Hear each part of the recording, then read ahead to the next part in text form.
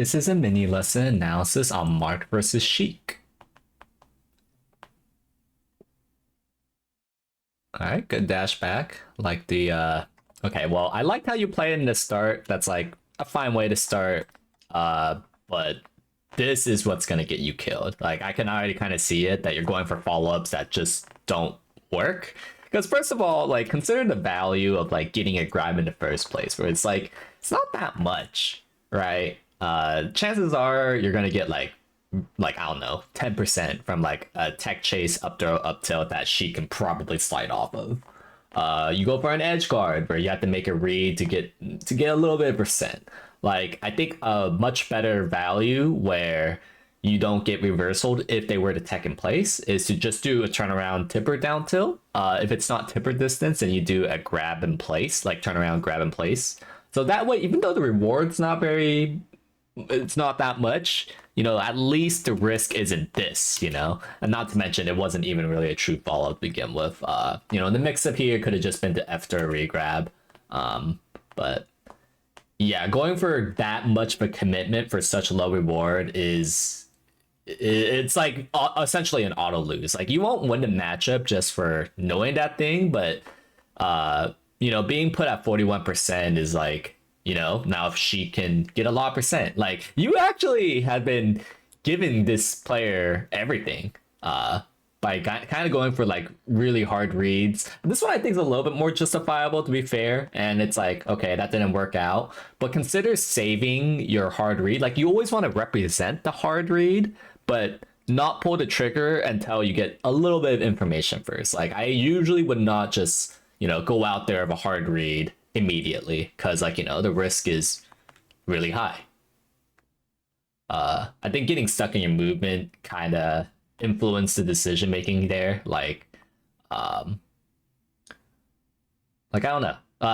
Well, okay, the forward smash, like you just should have saw from this that like when you confirm like that the Sheik tech roll away, it's just way too far away. I think that just messed up your movement and your decision making there. So it's like, go for follow-ups that are actually real. That's also the other thing.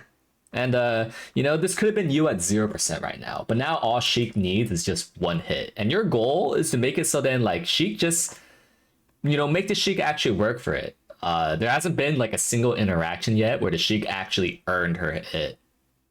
And yeah, you're attacking her while she has Galint. You gotta delay that fair just a little. Maybe not throw out that dare.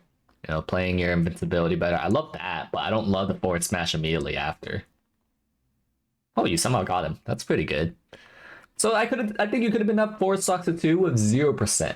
That would be this matchup's hard, but seeing you get reversaled like 20 times is not helping.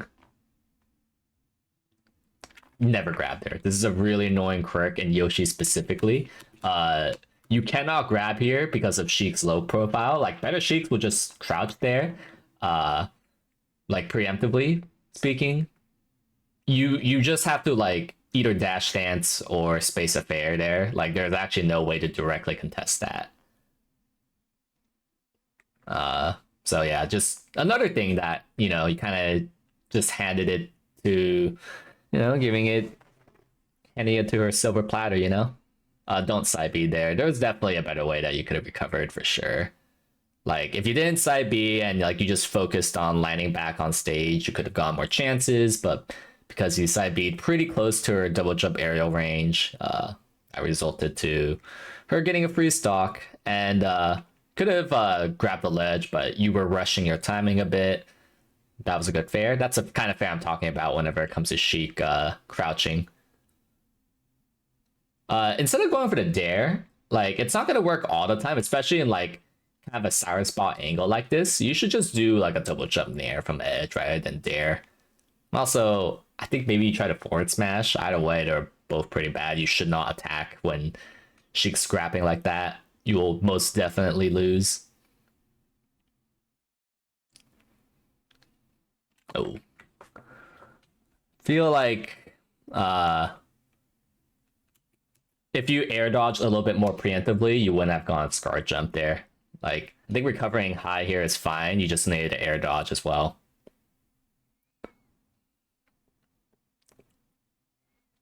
Yeah, and then you do that Rising Fair, going for a hard read that it's kind of like actually similar to the Peach mini lesson I gave you. I feel like you're going for like some risk reward value that's like you probably shouldn't be doing that often.